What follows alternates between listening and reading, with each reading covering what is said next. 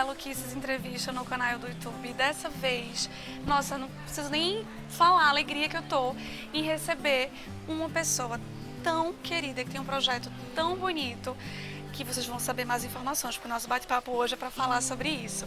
Então estou aqui com o Renan Quevedo, do Novos para Nós. Ele vai explicar um pouco para vocês esse projeto lindo. Nós estamos aqui no Centro de Artesanato de Pernambuco. Quem é da região já conhece esse lugar, né? Quem não é e tiver com viagem marcada para Recife, inclui o centro no seu roteiro. De verdade, você vai amar um passeio por aqui. Renan, muito obrigada por aceitar, né, o convite. Eu que te agradeço, Bel. Muito obrigado pelo convite. Do nosso bate-papo. Minha série de entrevistas, eu sempre tento trazer informações diferentes e pessoas que tenham histórias bonitas para contar. E você me contagiou com a sua. Eu fico muito feliz. Muitíssimo obrigado pelo convite. Lindo. Fala um pouco para as pessoas sobre o Novos para Nós. Assim, eu sei que todo mundo deve fazer essa pergunta, então eu vou entrar no grupo de fazer a mesma pergunta. Por que o Novos para Nós? Quando é que surgiu essa ideia de criar esse projeto? Foi o seguinte, Bel, eu era publicitário e quase que sem querer eu acabei visitando uma exposição de arte popular brasileira. Eu não sabia o que era, não sabia quem eram os artistas, eu não tinha noção de absolutamente nada, sendo muito sincero. E ali eu me deparei com uma quantidade de peças e objetos que eu considerei muito expressivas. E é muito interessante porque na maioria das vezes elas são feitas quase que de restos de coisas, né? Então, reaproveitamento de madeira, então aquele resto de barro, enfim, são vários meios, né? Várias tipologias que eles acabam utilizando para construir essas peças que são absolutamente fantásticas. E acho que plantou essa sementinha de querer buscar cada vez mais esses artistas. E o que eu entendo por isso, então, pesquisando os conceitos de arte popular e tudo mais, a gente encontra que ela tem muito do dia a dia das pessoas, ela tem muito das tradições, do inconsciente. Então, visitando esses artistas, chegou uma hora que eu percebi que eu já tinha cruzado o Brasil inteiro visitando esses artistas, eu comecei a entender que a vida deles também estava muito traduzida pelas peças. Eu voltava dessas viagens com uma coisinha, eu comprava uma escultura, comprava uma coisa e outra, meus amigos que chegavam em casa falavam, peraí, mas quem foi que fez isso aqui? E eu comecei a entender que essas histórias, elas eram muito importantes. Foi nesse movimento que eu decido então largar a publicidade e entrar num carro para percorrer o Brasil mapeando e contando essas histórias. O projeto tem quase 2 anos e mais de 100 mil quilômetros rodados. Eu passei por todas as macro-regiões do Brasil e todos os dias então eu compartilho nos canais do Novos para Nós essas histórias. Eu falo sobre as obras, eu falo sobre as pessoas, sobre os lugares, sobre toda essa cultura popular que existe por trás, porque também ajuda a situar, né, onde moram esses artistas, o que eles produzem e tudo mais. Eu acho que aproximar, né? Essa daqui que foi do Mestre Ivo, ele contou que se inspirou em Tarsila do Amaral. Daí você já percebe, né, o detalhe. Tem toda uma criação. E a oportunidade que você dá para as pessoas, gente, ele começa a contar histórias realmente de como aquela peça foi produzida, ou da história da vida da pessoa, o que é que a pessoa pôs de essência naquilo, né? E esse trabalho dele faz com que vocês entendam que o artesanato é cultura e nosso país é tão rico, né, Renan? Todos os cantos do Brasil eu encontro exatamente essa mesma constatação de que a gente vive num país extremamente rico, as pessoas fazem com que ele seja rico, então carregam, sobretudo, uma inteligência emocional que é muito, muito expressiva. Vamos aproveitar o passeio aqui, gente, para chamar vocês para conversar, para, na verdade, conhecer um pouco do espaço do Centro de Artesanato. E nada melhor do que Renan aqui conosco para passear, imagina, né? Aqui também tem uma produção muito mais que vem de Caruaru e redondezas, no caso o Alto do Moura. Tudo começa por conta do mestre Vitalino, que talvez seja o maior de todos, né? Que deu toda essa força, né? Exatamente. E começou, ele era filho de loceiros, né? Então pessoas que faziam peças que tinham uma utilidade, então travessas, potes, moringas e por aí vai. Ele pequenininho, não tinha brinquedos e etc, um dia começou a modelar um boizinho, né? Pequenos objetos para ele brincar. A mãe falava, não tem tempo para isso, e destruía, exato. E hoje é ícone, né? Exatamente. Todo mundo que vai pra Caruaru leva um daquele pra casa. Exato. Hoje a gente caminha, na verdade, não só em Caruaru, não só aqui em Recife, mas no Nordeste todo encontra essa produção em barro, né? Essas figuras que a gente chama de bonecos Vitalino, né? Justamente porque tem esse traçado. E é muito interessante, porque, bom, a economia reflete muito, né? A gente tem grande parte da economia do Nordeste vem do artesanato, muitas famílias sobrevivem por isso, e ele, muito generoso, ensinou, né, uma escola ali de alunos a produzir. Então a gente tem até o Luiz Antônio aqui nesse canto, a gente vai mostrar, ele faz... Exatamente, ele aprendeu com o mestre Vitalino e tecnicamente é o último discípulo vivo do mestre Vitalino. Então essas peças aqui do Luiz Antônio, os Fusquinhas, ele se dedicou mais às modernidades. Gente, para vocês verem quantas histórias existem por trás das peças. E o que eu acho incrível do artesanato é você ter uma identidade com a peça e trazer aquilo para sua casa. Porque eu acho que assim, eu gosto muito de ir para casa das pessoas e ver a cara do dono. E eu acho que o artesanato traz muito disso. E você vir aqui qual é a peça que eu acho que reflete o que eu acredito, ou qual é a história que eu quero contar para as pessoas que visitam minha casa. Hoje em dia minha casa é só isso, assim, por todos os lados. Eu não perdi a conta já de quantas peças eu acabei fazendo uma coleção, perdi a noção de quantas peças existem, mas por todos os lados é isso, porque quando eu olho para essas peças, eu vejo não só a questão da estética, não só a cultura que tem por trás, de onde essa pessoa veio, mas aquilo traduz também todas as histórias, as vivências que eu tive pelo Brasil. É incrível, eu acho que é oportunidade.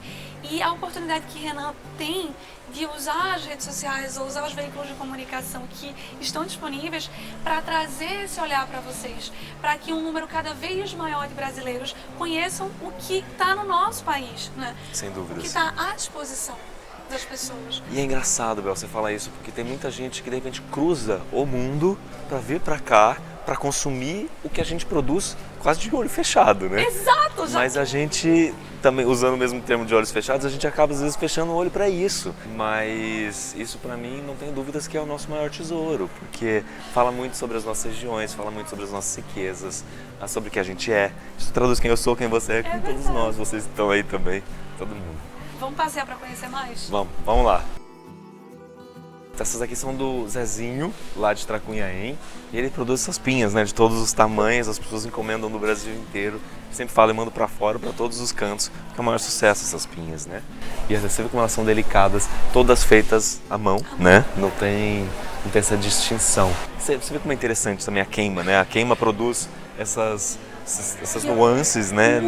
Eu acho super interessante que eu tive numa fábrica, na verdade num espaço onde é produzida a cerâmica do Cabo. Que é bem bacana. E o mestre estava conversando comigo falando que na verdade quem assina a peça é o forno. Porque, gente, vocês não têm ideia, para essa peça ficar pronta, todo o trabalho que envolve o trabalho manual, e você levar para o forno para a primeira queima, depois você voltar, depois aquilo de certa forma esfriar. Então, o tempo São também. Dias, né? Fiquei... É um ritual, quase uma reza que eles fazem para que isso saia do jeito que vocês estão vendo. Para cá tem mais, vamos ver. Aqui é a cerâmica de Belo Jardim. Eu conheci aqui, inclusive no CAP, o trabalho de uma vizinha dela, que é a Neguinha, que eu atualmente produz com o marido, que é o Nanai, e eles tinham uma cabeça, eu fiquei completamente apaixonado e saí correndo para descobrir onde é que morava a Neguinha, quem era a Neguinha, onde que ela estava e tudo mais. E aí na visita seguinte que eu fiz ao estado, eu fui lá, conheci no Sítio Rodrigues, bem no meio de Pernambuco, em Belo Jardim. Esse homem conhece tudo! Não podemos deixar de falar dele. J. Borges e toda a família, Pablo Borges, eles lá de Bezerros, que produzem as estilos, acho que mais conhecidas do Brasil e se bobear do mundo, né? Não, eu acho incrível. Ele tá por todos os lados. A ideia de você pôr a estilogravura em outras perspectivas. Então eles fazem bandejas. Sim. Eles fazem banquinhos, que a gente chama de tamborete, né? Tamborete, exato.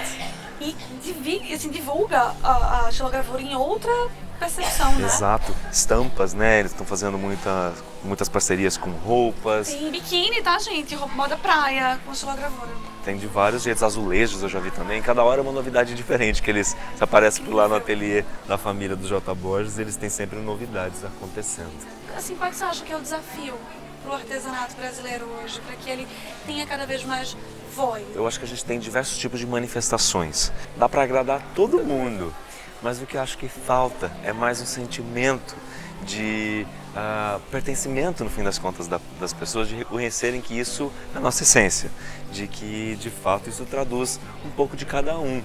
Então, acho que essa leva nova, que eu coloco todos, deposito minhas esperanças, de começar a trazer para dentro de casa mesmo, e você olhar para aquilo todo santo dia. Eu acho que isso te traz esse bom, traz um diálogo, sem dúvidas, mas também traz essa questão do pertencimento, né?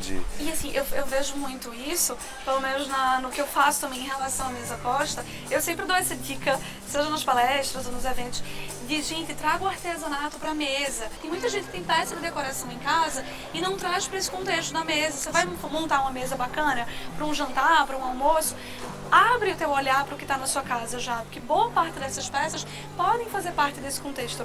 Então, você servir um bolinho com café e coloca, por exemplo, uma toalhinha de madeira, põe um leãozinho com um bolinho, cara, fica lindo. Eu particularmente adoro presentear, por exemplo.